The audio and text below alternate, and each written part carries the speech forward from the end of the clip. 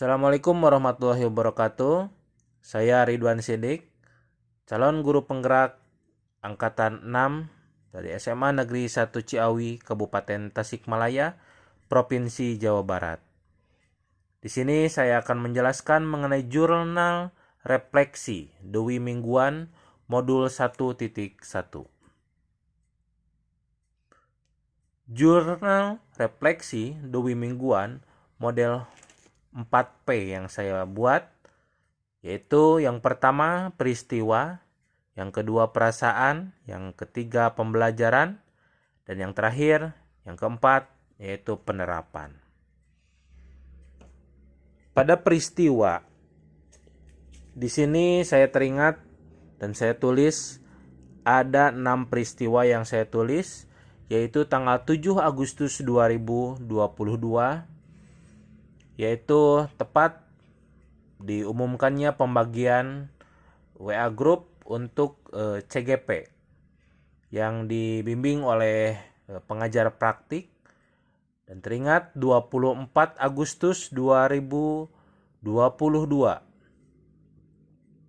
Di sini ada undangan pembukaan CGP angkatan 6, dan tanggal 29 Agustus 2022 ini ada pretest modul 1, dan tanggal 31, kemudian tanggal 1 dan tanggal 2 ini dilanjutkan pikon bersama fasilitator dan didampingi oleh pengajar praktik. Dan yang terakhir tanggal 6, tanggal 3 maksudnya, 3 September 2022, yaitu orientasi lokakarya.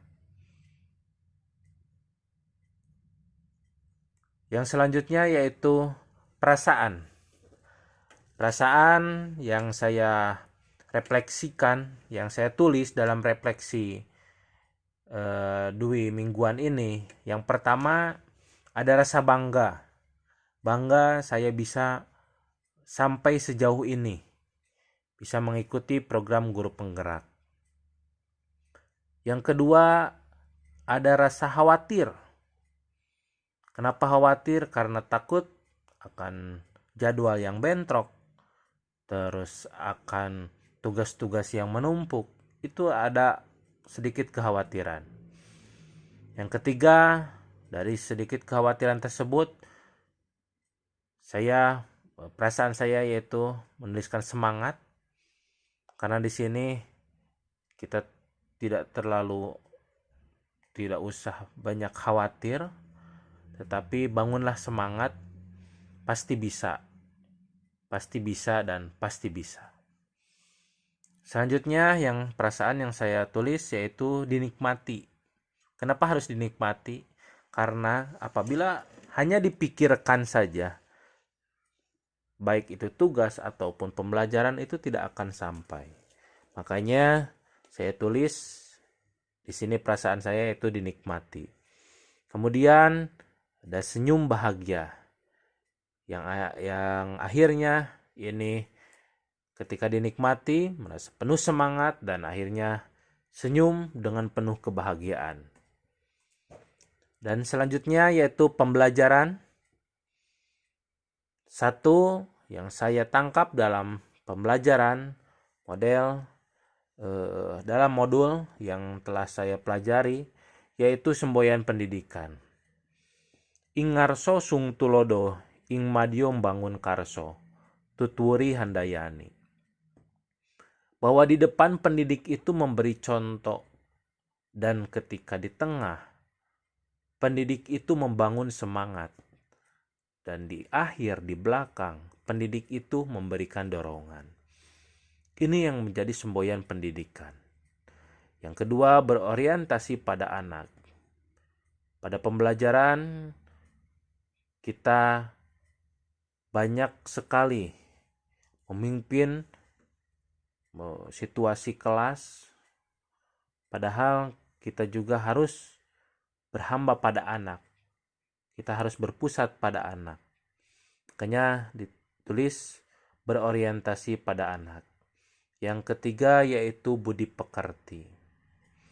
Ini penting ya. karena budi pekerti berawal dari cipta, karya, dan karsa. Yang selanjutnya yaitu ada kata menuntun.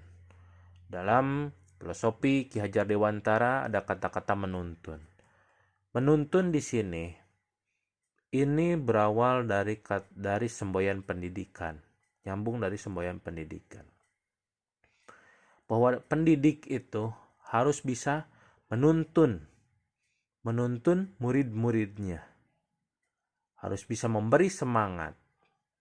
Harus bisa memberi dorongan. Dan yang terakhir, ini ada kodrat alam dan kodrat zaman. Ki Hajar Dewantara menjelaskan adanya dua kodrat, yaitu kodrat alam dan kodrat zaman. Pada kodrat alam, di sini siswa mempunyai sifat, karakter yang berbeda-beda. Oleh karena itu, kita harus menyesuaikannya, karena setiap anak, setiap murid mempunyai potensi, mempunyai karakternya masing-masing. Dan di sini ada kodrat zaman, yang artinya pada kodrat zaman ini kita harus bisa menyesuaikan pembelajaran, apalagi sekarang, yaitu pada abad 21, yang tentunya pembelajarannya itu menggunakan teknologi. Dan bagaimana penerapannya, khususnya dalam pembelajaran. Yang pertama yang saya tangkap dan yang saya pelajari dan bahkan yang saya praktekkan di sini, perlunya ice breaking. Untuk memancing siswa, untuk memacu siswa untuk siap menghadapi pembelajaran. Jadi dikasih semangat dulu, dikasih ice breaking dulu, entah itu permainan ataupun apa. Kita kasih semangat dulu kepada anak. Setelah semangat anak bisa mengikuti pelajaran kita. Yang kedua, ada model pembelajaran. Kita pilih model pembelajaran yang aktif, yang cenderung berpusat pada anak, supaya pembelajaran lebih efektif, anak bisa berkembang sesuai potensi dan sesuai karakternya masing-masing. Di sini memerdekakan anak harus dilaksanakan. Dan yang ketiga, budaya positif. Ini perlu budaya yang positif. Dan terakhir, asesmen diagnostik. Apa itu asesmen diagnostik?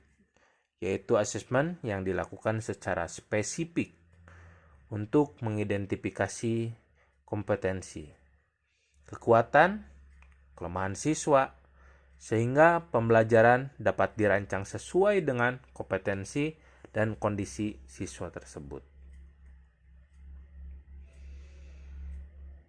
Ya, itulah yang dapat saya sampaikan mengenai refleksi Dwi Mingguan model 1.1 tentang pemikiran Ki Hajar Dewantara. Demikian dari saya. Assalamualaikum warahmatullahi wabarakatuh.